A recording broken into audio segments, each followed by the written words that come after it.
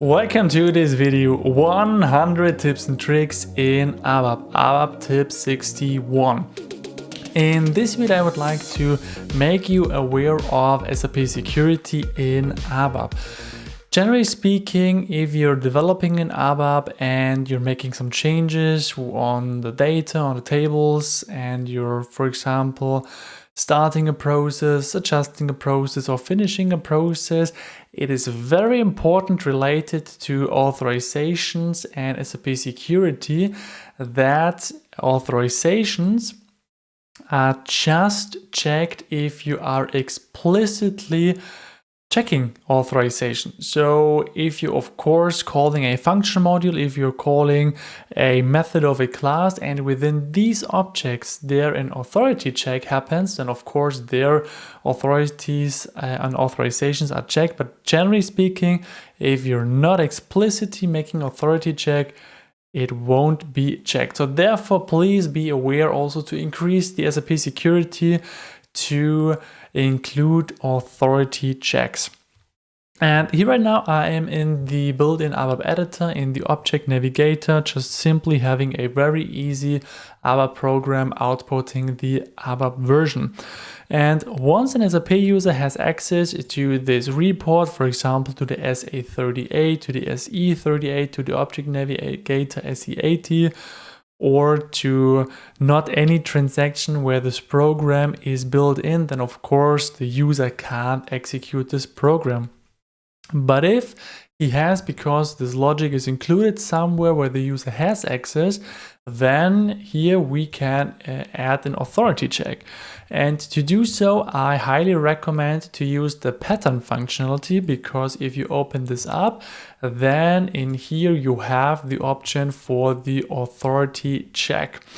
And if within here you enter the authorization object, so for example s_develop, and continue this, then here this coding will be suggested. So with Control S, let's save this right quickly. Always the foundation is the authority check for the authorization object that must be specified. And if we double click in here, then we will end up in the SU21. So generally speaking, you can also open up the SU21 to define own authorization objects, to have a closer look on existing authorization objects. So here we have it already opened up, the s_develop. Really simplified said, an authorization object consists of several authorization fields. And for each field, you can specify a value. So for example, if we double click for dev class, then within here you can see what kind of data element is being used. And here this table is being checked behind this authorization field, because you need to set a value if you later on specify some authorization roles for this object, for these fields in the transaction PFCG, and therefore here it's specified what kind of values you can define. And let's go back, and here we can see that these authorization fields can be used to check the authorization for this authorization object. And here in the dev class, basically you specify the package. In my case, it's $TMP. The object type is basically PROG for program, and the object name, for example, let's use the same name. And if you would like to default and leave one authorization field empty, then you can just use dummy. And for the activity, we would like to use 02. So let's once again go into the authorization object for the activity, because here we can see all of these fields, and we would like to check if the user has the authorization to change it. Of course, if you also would like to check everything, you can specify an asterisk, so to say, okay, I also would like to check everything. So here with ID, you're basically specifying the fields with the strings, and then after field you are specifying the value behind this. And for example, if it is not equal to 0, we will see in a couple of seconds what kind of return codes could be there. Then you can just simply put a message and block processing. And for example, then you can afterwards exit or go out of this coding, or simply put in the else branch, a logic that you would like to execute if the user has successfully passed the authorization check. And afterwards here, this will be output. So let's simply using Shift F1 for the pretty printer, Control F2 for syntax check, and Control F3 for activating. And let's just execute this. So here, now we can see I have the authorization to do so. That's why this is output.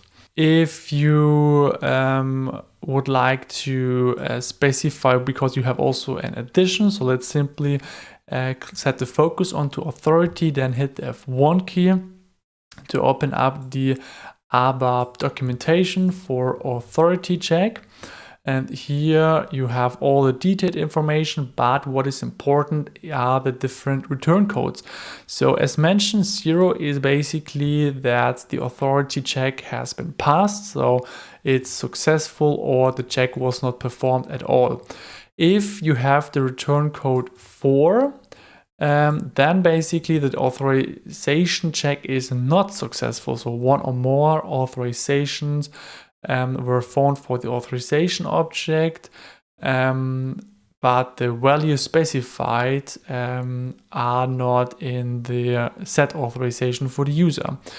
Then under return code 12, the authorizations weren't found. And 24 is obsolete, so you can ignore it. And 40 is important because there you have specified invalid name for the user. Because you can also, in addition, say for user, and then within here specify the user. And it's important that this has the same type as sy-uname. So this won't work because here you're using now a string. And if we're using Control F2 for the syntax check, then you can see that the types are incompatible. So therefore, as a workaround, you can just simply define an own name, put it like sy-uname, and then value, put it to Andreas G. And then in here, you can now specify the name using Control F2 to get rid of this syntax check. So, and yeah, this is a way how you can easily check authorizations with the statement authority check. What you also can do is, and therefore we're using once again the pattern functionality.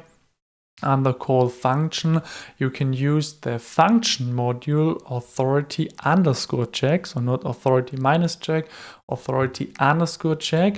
And here you have also possibility to specify within here the current user. So let's comment this in, then you don't have to define this in here. So here you can also define the user and specify the authorization field, the corresponding value, and so on for 10 authorization fields. And then for the exceptions, you're also getting some return codes if the specified user doesn't exist, if the user is authorized, if the user is not authorized, if the user is logged, or any other or exception has been raised. So this is also a way that you can use to check authorizations. And yeah, I said this, if you have any questions left, please put them in the comment sections, and please be aware that there's still 39 great videos about ABAP tips and tricks available. So stay tuned and see you in the next video.